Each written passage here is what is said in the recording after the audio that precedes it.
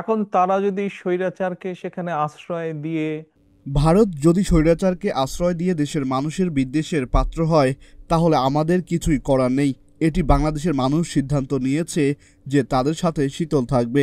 কাজেই আমাকে আমার দেশের মানুষের সাথে থাকতে হবে। বিবিসি বাংলার সঙ্গে একান্ত সাক্ষাৎকারে এ বিষয়ে কথা বলেছেন বিএনপির ভারপ্রাপ্ত চেয়ারম্যান তারেক রহমান।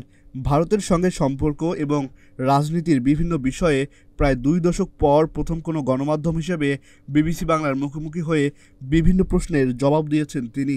বিবিসি বাংলার এক প্রশ্নে মিস্টার রহমানকে বলা হয়, অন্তর্বর্তী সরকারের নিরপেক্ষতা নিয়ে জনমনে সন্দেহ তৈরি হয়েছে এমন মন্তব্য করেছেন আপনি।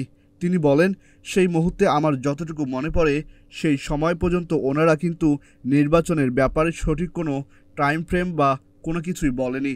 রোডম্যাপ বলতে যা বোঝায় আমরা নর্মালি যা বুঝে থাকি এরকম কিছু বলেনি।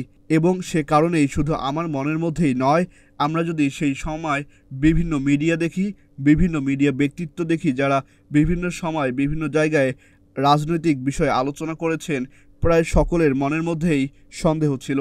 ১/১১ সরকার নিয়ে বিভিন্ন প্রশ্ন করা হয় মিস্টার রহমানকে। তিনি সেসব প্রশ্নের উত্তরে বলেন, এক বাক্যে বা সংক্ষেপে যদি বলতে হয়, ১/১১ সরকার তো একটি উদ্দেশ্য প্রণোদিত। আমরা দেখেছি সেই সরকার দেশের যতটুকু যেমনই হোক বিভিন্ন ঘাত প্রতিঘাতের মধ্য দিয়ে রাজনীতি গড়ে উঠেছিল।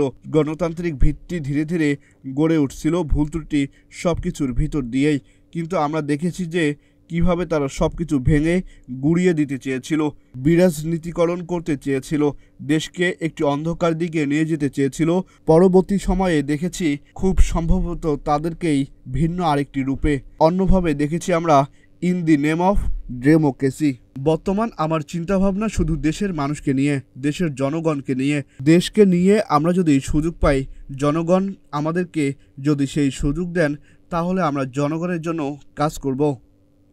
Ahsan Sakib, news flash 71, news desk.